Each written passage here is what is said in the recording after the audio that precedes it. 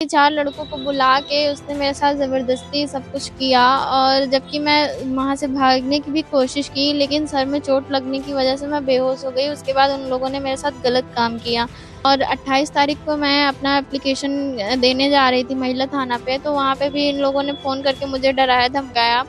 कहा कि अगर ऐसा करोगी तो जो तुम्हारे साथ हुआ है वही तुम्हारी बहनों के साथ करेंगे, तुम्हारे घर वालों के लिए भी अच्छा नहीं होगा, तो मैं डर की वज़ह से चली आई। अयोध्या में फिर बड़ा कांड हो गया।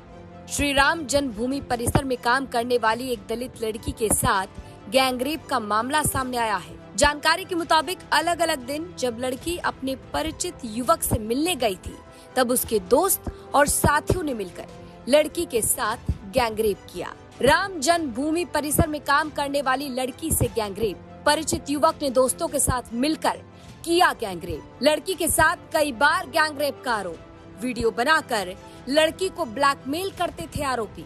शिकायत करने पर मिलती थी बड़ी बड़ी धमकियां। मैं श्री राम जन्मभूमि पे काम करती हूँ। अभी फ़िलहाल मेरा काम छूट गया है इस घटना के तहत।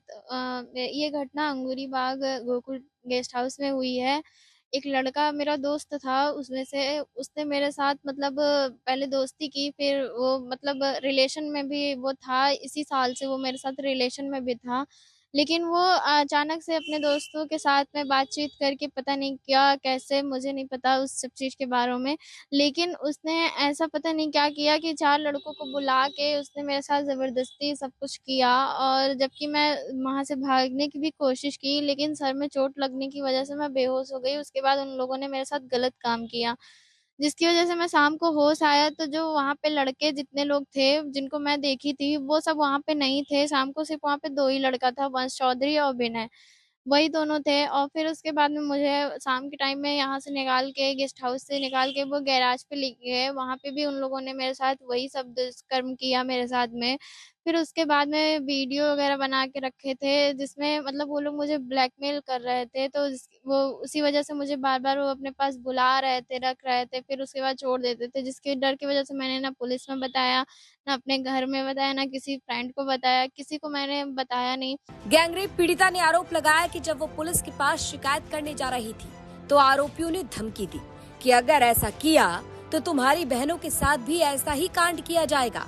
वहीं पीड़िता ने यूपी पुलिस पर भी गंभीर आरोप लगाए हैं। तो वहाँ पे महिला थाना पे जब मैं गई तो उन्होंने बोला ये सारी घटना जो भी है वो झूठा है और क्या कहते हैं जो भी तुमने मतलब लिखवाया है वो सही नहीं है और मतलब मुझे ही उन्होंने गलत बताया कि तुम गलत हो, लड़के ऐसा नहीं कर सकते हैं।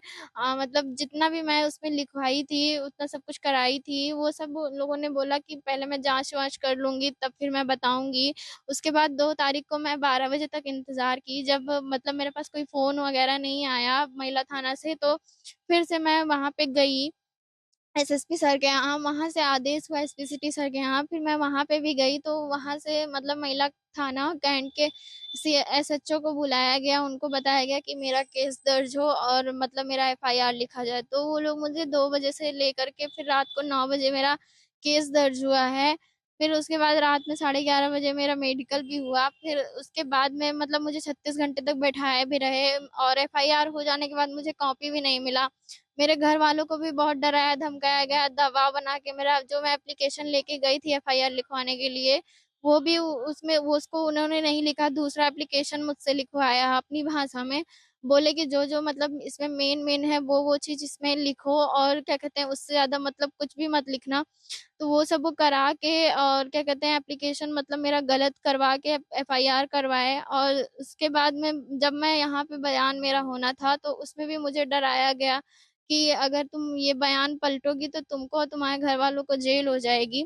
इस वज़ह से मैं उनके डर के दबाव में आके मैंने ये सब बोला और यहाँ पे भी मेरे घरवालों को बोला गया कि अपनी लड़की को बाहर ना आने दिया जाए, नहीं तो अगर कुछ भी होगा तो उसके ज़िम्मेदार हम नहीं होंगे, ना उसको नौकरी करने दिया जाए, बाहर पढ़ाई-लिखाई वो कर रही है तो फैज़ाबाद उसको आने की कोई ज़रूरत नहीं है, नहीं तो अगर कोई कुछ भी होगा तो उसके ज़िम्मेदार हम नहीं होंगे। मेरे घरवालों को पैसे का लालच दिया गया कि अगर मतलब अगर अपनी लड़की की इज़्ज़त चाहते हो तो घर में बैठा के रखो और मतलब केस-वेस ना करो नहीं तो फिर बहुत वो लोग मतलब बड़े ये एसएचओ थाना कैंट ने बोला।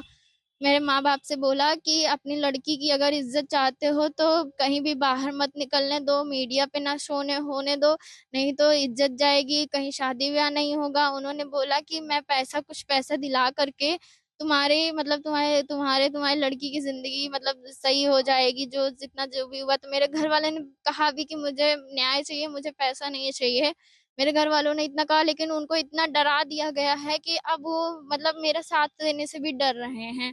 पीड़िता ने आरोप लगाया कि इस मामले में 2 सितंबर को रिपोर्ट दर्ज की गई थी, लेकिन पुलिस ने उसे और उसके परिवार को मीडिया से दूर रहने की धमकी दी। कहा कि पैसे दिला देंगे, कंप्लेन मत करवाओ वरना बेइज्जती होगी। आरोप है कि पहले तो पुलिस ने चक्कर कटवाए और फिर एसएसपी ने केस दर्ज करने का आदेश दिया। पीड़िता कहती है कि 2 बजे से बैठे थे, लेकिन पुलिस ने 9 बजे जाकर केस दर्ज किया और एफआईआर की कॉपी तक नहीं दी। अयोध्या में गैंगरेप के इस मामले के बाद यूपी पुलिस एक बार फिर से सवालों के घेरे में आकर खड़ी हो गई है। अब इस पर आपकी क्या राय है, ये हमें कमेंट बॉक्स में जरूर बताएं। अयोध्या से बनवीर सिंह की रिपोर्ट, यूपी तक।